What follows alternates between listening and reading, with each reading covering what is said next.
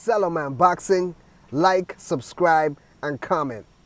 Errol, the Lion Heart, the Truth, Free Smoke Jr. activated his rematch clause like I knew he would. Like real boxing fans knew he would. We're going to put the spotlight on it. Stay tuned.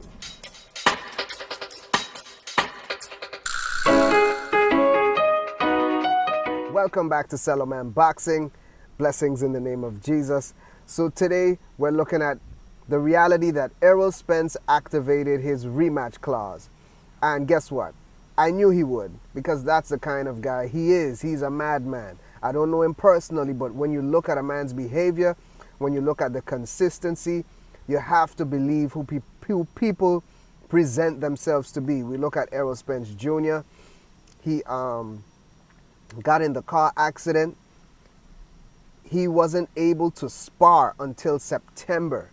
He still had dental surgeries right before the Danny Garcia fight. And he still went in there. He was still willing to go in there and put it all on the line. Of course, he dominated. We saw the same thing against Ugas, right? He had an eye injury. He couldn't spar. None of that. Ugas looked good against Pacquiao. He had the confidence of a champion coming into the fight. Errol Spence didn't want any tune-ups. He wanted to go straight in the fire. Even when Terence Crawford pulled out of the fight to go fight David Avanesian, Errol Spence didn't take his opportunity to get a tune-up. He wanted to go right in the fire. That's just the kind of guy he is. So why would this time be different? Why would he take a loss, even if it's a bad loss, and not want to go right back into the fire? So I applaud it. I applaud him having that heart of a lion, that heart of a warrior. And hats off to him. I'll be rooting for him in the rematch. He's still my favorite fighter. There are some adjustments that he is going to have to make.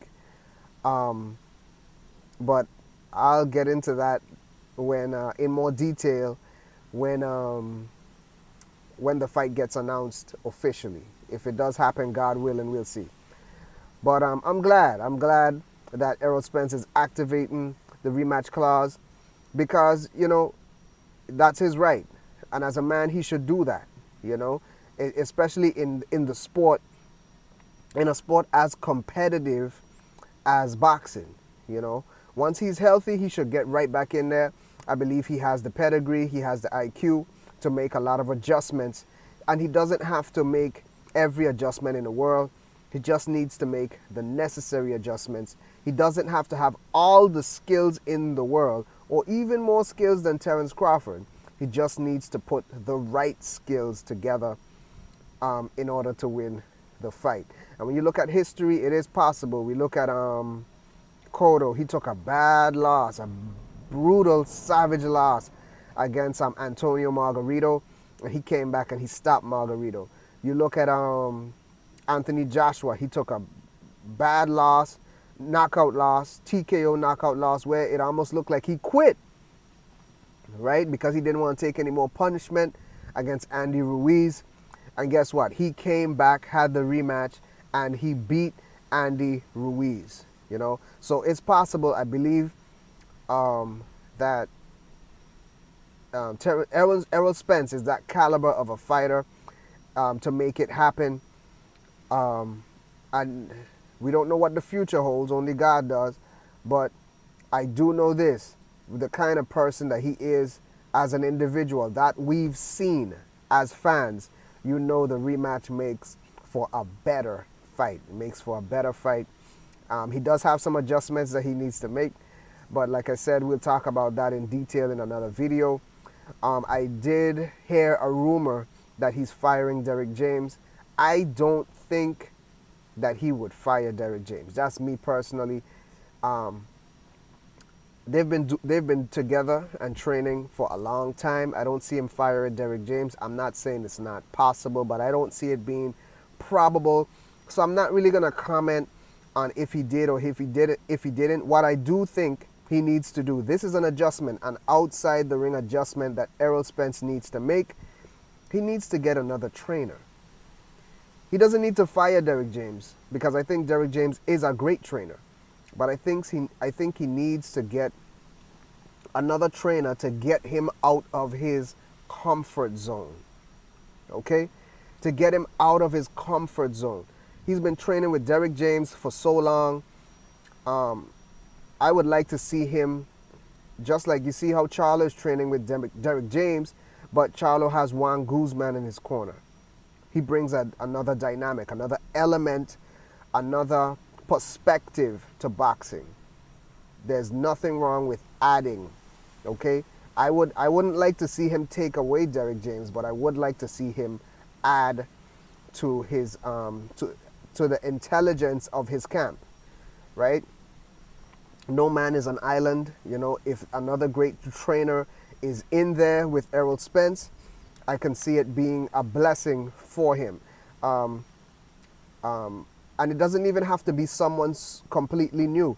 You know, we know, and it's well documented that Errol Spence used to train with Barry Hunter.